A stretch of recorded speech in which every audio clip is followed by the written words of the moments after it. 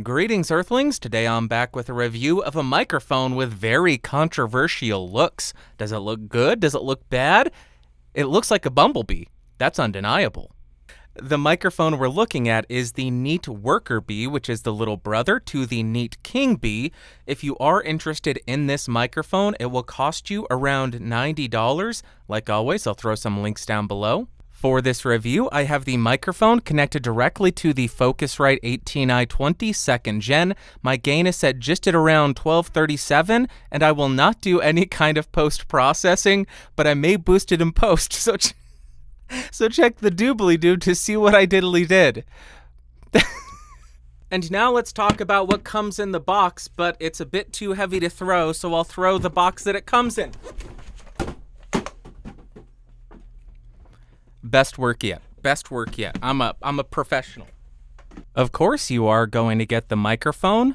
You'll get a clip-on pop filter style thing. You'll get a dust cover or storage bag, a shock mount with the 5/8 to 3/8 inch microphone stand adapter, some extra screws to mount this microphone to the shock mount, some documentation, and a spinning top thing with your microphone serial number on the base. Something like that. Very cool.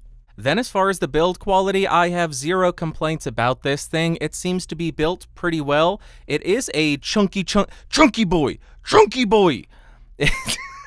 It's a pretty beefy looking boy.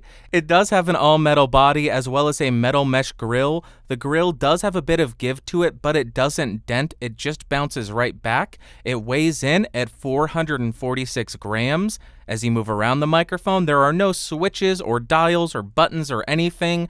The bottom has the XLR port, and this microphone is made in China. Then as far as the specs, this microphone has a cardioid polar pattern, a frequency response of 20 Hz to 20 kHz, a sensitivity of approximately -34.5 dB, an impedance of 50 ohms, a max SPL of 145 dB, an EIN or self-noise of 9.5 dBA, and a phantom power requirement of plus 48 volts. Now I'm spinning around the worker bee to 90 degrees so you can hear the off-axis rejection and coloration.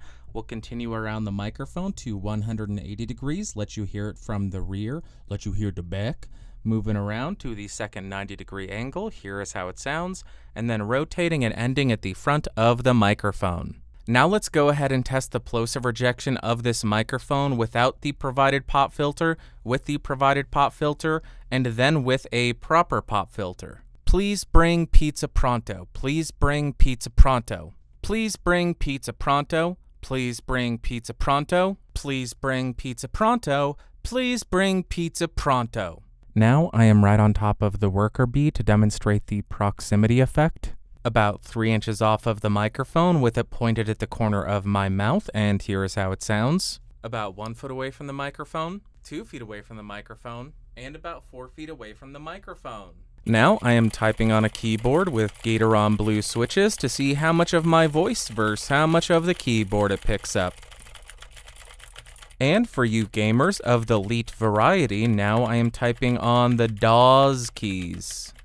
Sad W keys.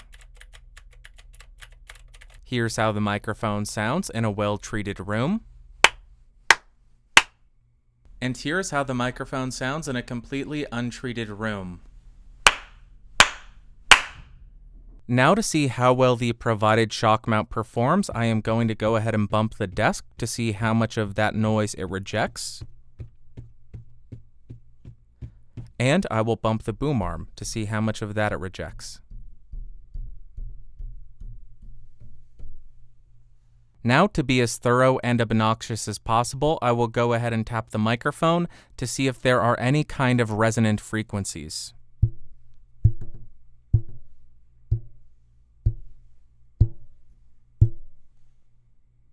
Now I want to do a very quick comparison between the worker bee and a couple of other microphones to see how well it stacks up against some other competition. We'll start on the Neat Worker Bee. I am about 6 inches off of the microphone. The gain is set at 1 o'clock. Make sure to check the lower third to see how much I boost each of these microphones in post. But here is the microphone we're comparing all these others against. Let's jump to the first one.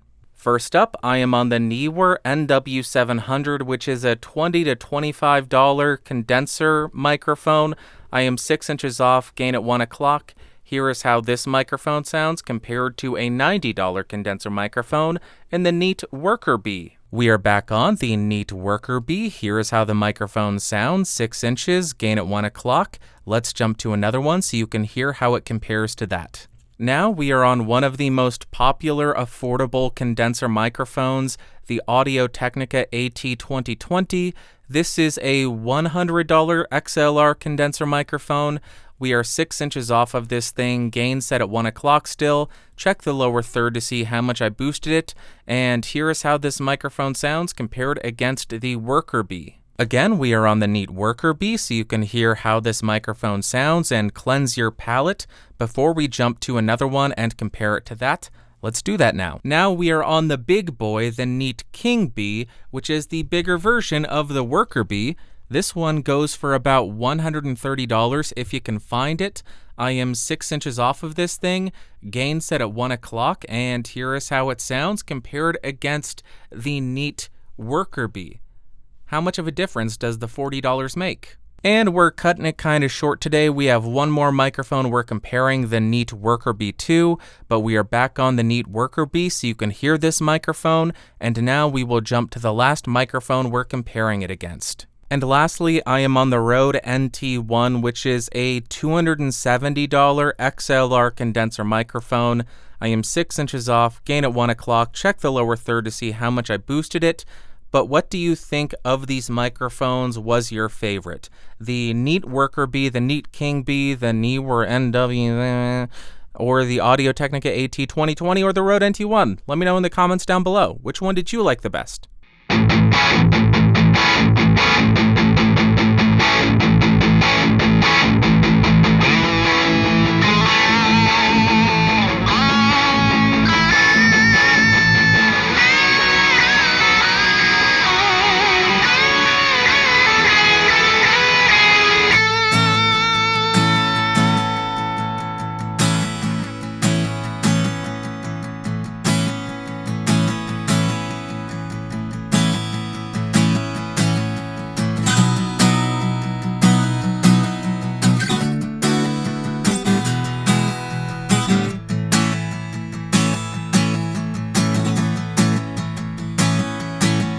My hair is getting gray.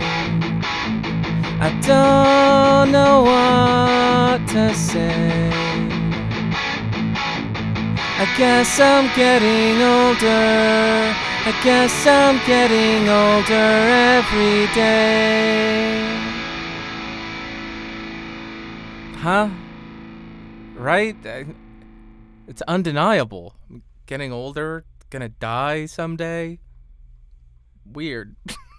Okay, for $90, I think this microphone is way too good. And first up, in terms of pros, the sound of this microphone worked pretty universally on everything that I threw it at. The build quality of the microphone feels excellent. The shock mount and the pop filter did great at their respective jobs, and it is incredibly affordable for the sound quality you're getting, as well as the build quality and the whole package.